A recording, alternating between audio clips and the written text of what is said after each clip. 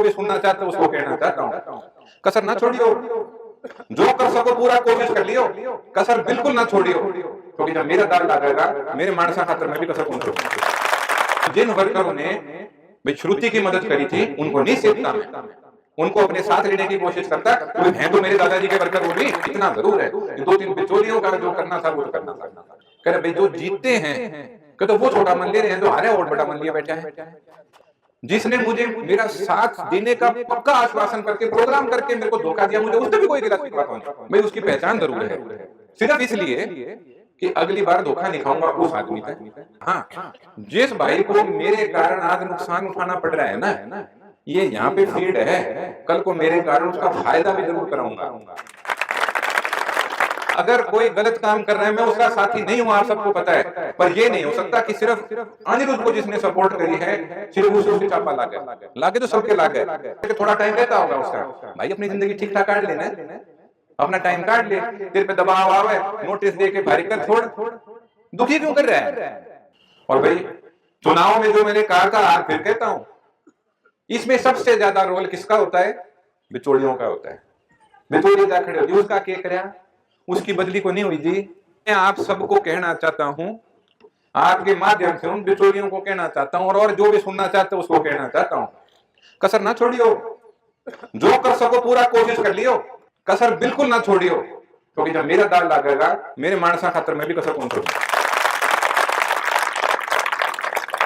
दाग मेरा भी लागेगा, और जिस दिन लग गया भाई, जिसने आज भी बताता हूं, अगर मैं चुनाव जीता होता तो जिन वर्करों ने भाई श्रुति की मदद करी थी उनको नहीं सीखता मैं, उनको अपने साथ लेने की कोशिश करता, क्योंकि हैं तो मेरे दादाजी के वर्कर वो भी, मैं उनको साथ लेने की कोशिश करता। पर हाँ इतना जरूर है कि दो तीन बिचौलियों का जो करना था वो तो करना था, पर जो आम वर्कर है, जो गरीब वर्कर है, जो बेचारा मेहनत कर रहा है, कोई कितने ठेका ले रहा है, कोई स्टूडेंट, कोई कितने स्कूल में टीचर लग रहा है, कोई कितने क्लास 4 में लग रहा है, डी ग्रुप में लग रहा है, वो सेधन का कौन होया करे भाई, वो तो अपनी जिंदगी में गुजारा करे है। जिसने न्यू देखा है अनिरुद्ध काम होगा वो अनिरुद्ध के साथ लग गया, जिसने न्यू देखा है कि भाई श्रुति काम होगी उसके साथ लग गया बेचारा, जिसने न्यू देखा है कि शशि परमार काम होगा शशि परमार के लिए लग गया। तो मैं मतलब उसमें किसी के, अब एक बात आम कही जा रही है आज के दिन, कह रहे भाई जो जीतते हैं कि तो वो छोटा मन ले रहे हैं, जो हारे और बड़ा मन लिए बैठा है। मुझे हल्के में किसी से कोई गिला शिकवा नहीं है, जिसने मेरा साथ दिया उससे प्यार बहुत है, जिसने मेरी खिलाफत करी मेरी उससे कोई गिला शिकवा नहीं है, जिसने मुझे मेरा साथ देने का पक्का आश्वासन करके प्रोग्राम करके मेरे को धोखा दिया मुझे उससे भी कोई गिला शिकवा कौन है। मैं उसके तो समझ में आया उसने कराया, पर हाँ इतना है मैं उसकी पहचान जरूर है, सिर्फ इसलिए कि अगली बार धोखा नहीं खाऊंगा उस आदमी से, सीधी सी बात है। अगली बार वो मेरी मदद करना चाहेगा उसकी मदद स्वागत है, पर मैं गिनती तब करूंगा जब गिनती असली में हो लेगी कि हाँ इसने करी है मदद। खिलाफ कौन नहीं मकी से, मेरा स्वभाव है, हर एक अपना स्वभाव होया करे, कोई जीतते पास से भी गेल लाग जाए करम, अभी हारे पास से भी किसी गेल कौन लाग दे। तो मैं ये संदेश जरूर देना चाह रहा था। और हाँ, जिस भाई को मेरे कारण आज नुकसान उठाना पड़ रहा है ना, ये यहाँ पे फील्ड है, कल को मेरे कारण उसका फायदा भी जरूर कराऊंगा। जो बिजली विभाग के अफसर हैं मैं उनको भी आज इस मंच से कहना चाहता हूं, तेरा छापा मारना है सबके बराबर मार लियो, सिर्फ मेरे आदमी में छापा मारोगे ना तो भगवान तारे छापा मार देगा। चाहे मारे, चाहे 2 साल बाद मारे, चाहे 5 साल बाद मारे, भाई अगर कोई गलत काम कर रहा है मैं उसका साथी नहीं हूं, आप सबको पता है, पर यह नहीं हो सकता कि सिर्फ अनिरुद्ध को जिसने सपोर्ट करी है सिर्फ उसे छापा लागे तो सबके लागे, और नहीं किसी के ना मारो छापा। यूं नहीं कि तुम इस मामले में भेदभाव करोगे। कुछ भाई हैं जो गांव की सेवा करते हैं, डिपो होल्डर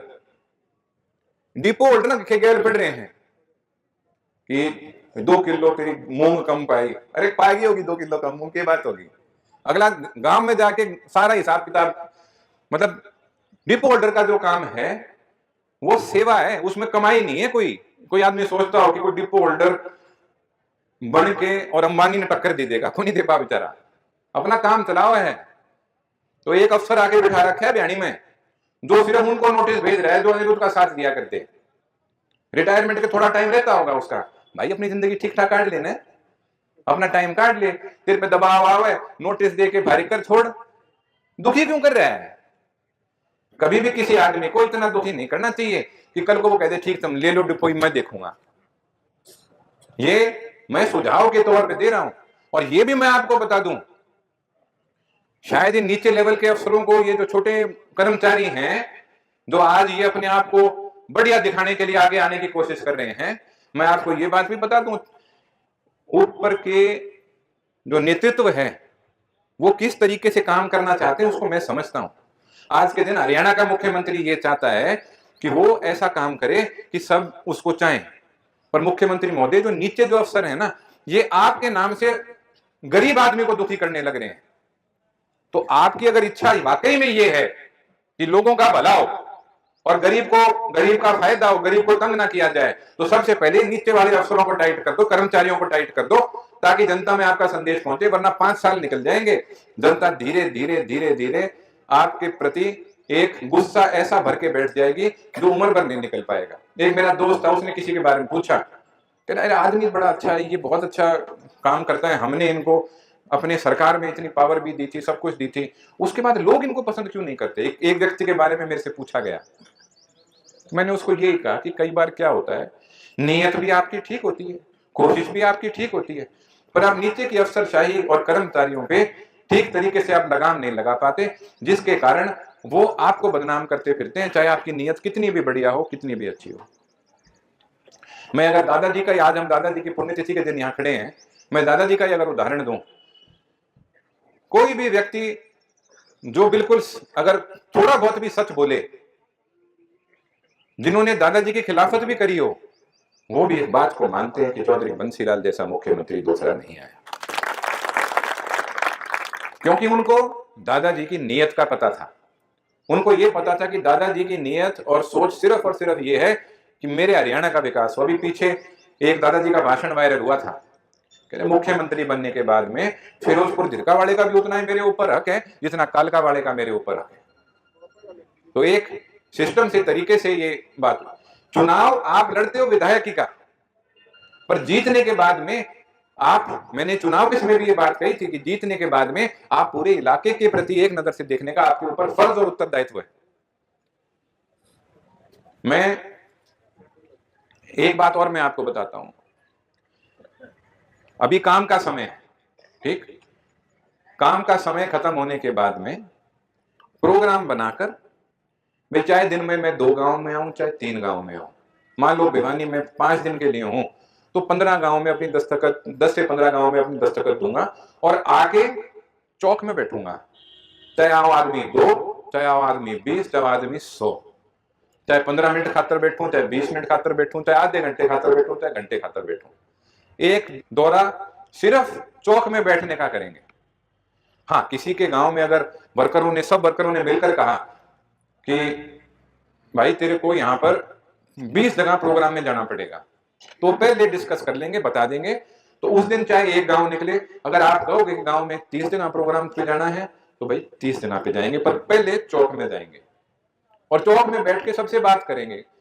धन्यवाद आज भी दिया, उम्र भर देता रहूंगा धन्यवाद, पर बैठ के बात करेंगे। क्योंकि एक कारण, देखो पहले चुनाव में 63,000 वोट आना छोटी बात नहीं, बिल्कुल छोटी बात नहीं। और आज मैं इसको अपनी जीत मानता हूं, क्योंकि जो मेरे दादाजी के वर्कर थे, परिवार थे, वो 80 से 90% उन्होंने मेरा साथ दिया है। और ये जो साथ है, हमारे परिवारों का जो आपस में संबंध है, इस संबंध को हमें और मजबूत बना के चलना है। अब कई जगह बात ऐसी सुनने की आती है कि भाई जी हम एक बार गांव में हमारी बेइज्जती कर दी, हमारे सरपंच की बेइज्जती कर दी, हमारे सरपंच की पगड़ी नहीं पहरी उन्हें। दुख होता है, कोई भी सरपंच हो, उसने मेरा साथ दिया हो चाहे ना दिया हो, वो सरपंच गांव का बनाया हुआ सरपंच है। तो मेरे सामने अगर सरपंच, अभी पीछे थोड़े दिन पहले एक गांव का, बड़े गांव का एक सरपंच मिला था, उसने मेरी डट की मुखालफत करी थी डट के मुखालफत करी थी। पर मेरे साथी भी साथ में बता देंगे मैं उसे कितनी इज्जत और प्यार से मिला, क्योंकि राजनीतिक मजबूरी और व्यक्तिगत संबंध और समाज अलग अलग चीज है।